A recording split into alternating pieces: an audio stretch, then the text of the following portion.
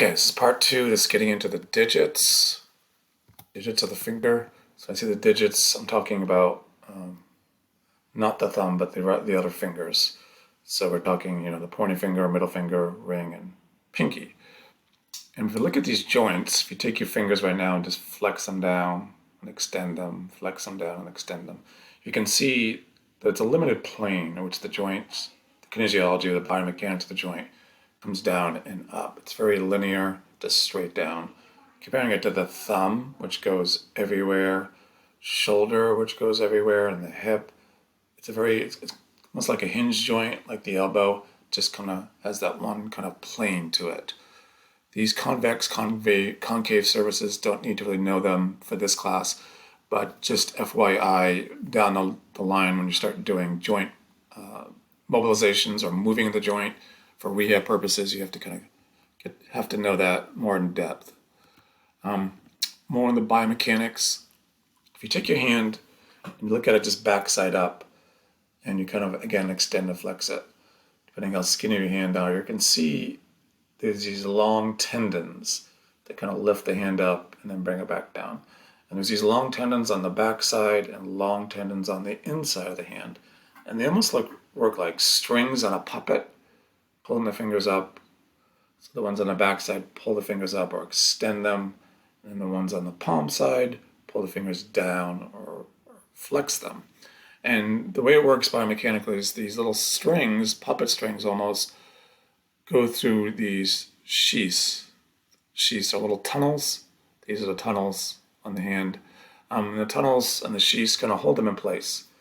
And biomechanically allows you to isolate the joints. So like when you're flexing, you can flex just the tip of your finger to a degree, and then the middle part, and then the knuckle part.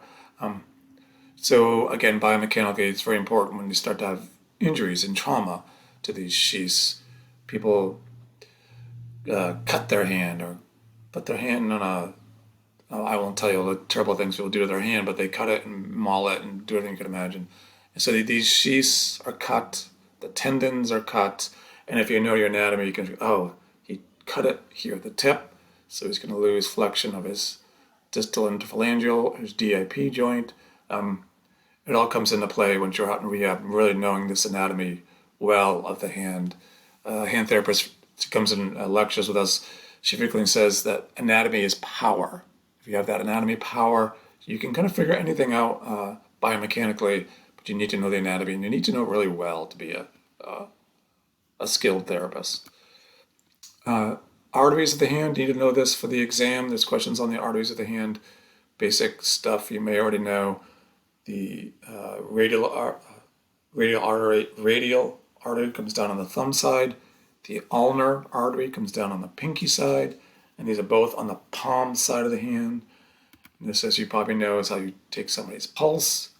2 fingers right on their radial artery, you can do it. And it tells you how to do it here. Count the beats just for 10 seconds. So if you do it for 10 seconds, and let's say you get 12 beats, you times that by 6. So what's that? 72 would be their pulse, a little bit low. And it's important, again, rehab-wise, you'll have patients with cardiac issues. You'll do an exercise or an activity. You want to make sure it's not too much for them or too easy for them. Checking their pulse is a quick way of kind of doing that. Okay, getting into the anatomy of the fingers, the MP flexions. MP joints, multiple metacarpophalangeal joints, are your knuckles, basically. And we're talking 2 through 5, the pointer finger through the pinky, flexing them. And all these flexors, when we talked about the puppet strings, all the flexors are on the palm side of the hand. All the digit flexors are on the palm side of the hand. And the muscles that do that flexing of the MP joint, the knuckle joint, and it's huge functionally. To do anything, you really need those tendons intact, the nerves working, everything working the way it's supposed to do all these different tasks. I mean, think of the fine stuff of applying makeup. See how she's flexing her MP joints there. She's using her lumbricals and the interossi. Some of the dorsal interossi, but usually it's the palmar interossi and the lumbricals. There they are, the dorsal interossi and then the palmar, all help out with that biomechanics of flexing the MP joints.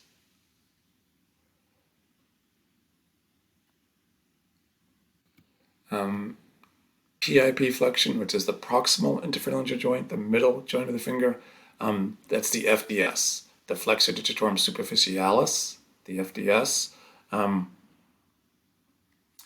See how they go, the tendons on the hand, on the inside of the hand, palm side of the hand, they come way out to that middle joint. That's where it flexes, that PIP joint, proximal interphalangeal joint.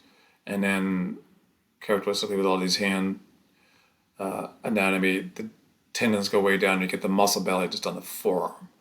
There's the FDS, huge role functionally when holding a pencil and that tripod grasp, which you'll do a lot of in school-based rehab for kiddos.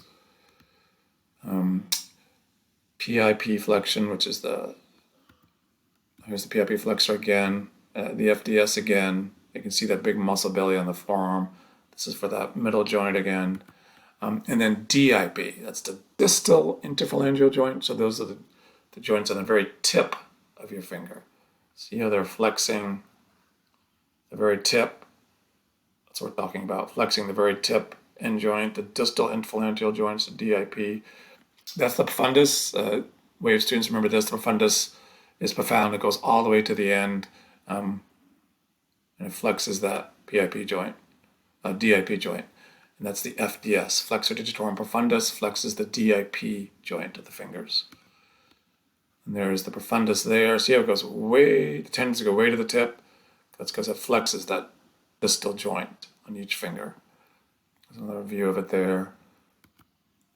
And then we have extension.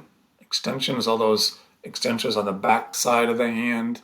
You have the EDC, which is that big one that pretty much extends all the fingers, 2 through 5. EDC, extensor digitorum communis. And then the extensor indices, which pretty much just does the pointer finger. And the extensor digiti minimi, which does the pinky. There's the EDC, if you do that death claw or kind of flex your fingers, look at the backside, they all pop up. You can kind of see your EDC tendons popping out.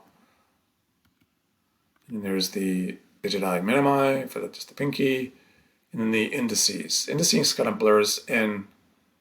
Here's another view of the indices. With the EDC, they kind of on one side or the other, it's hard to figure out which is which, but there is a separate tendon. This goes just to the pointer finger. Then we have finger abduction and adduction, finger abduction and adduction. Basically just bringing your fingers together and pulling them apart. And for pulling them apart, abduction, you have the backside dorsal interossi and abductor digiti minimi, just for the pinky. And then pulling them together, digit adduction, AD, you have the palmar, palm side interossi, bringing it together. There's the digiti minimi, abductor digiti minimi, and then there's the interossi, bringing it together and pulling it apart. Okay, so that's the digits.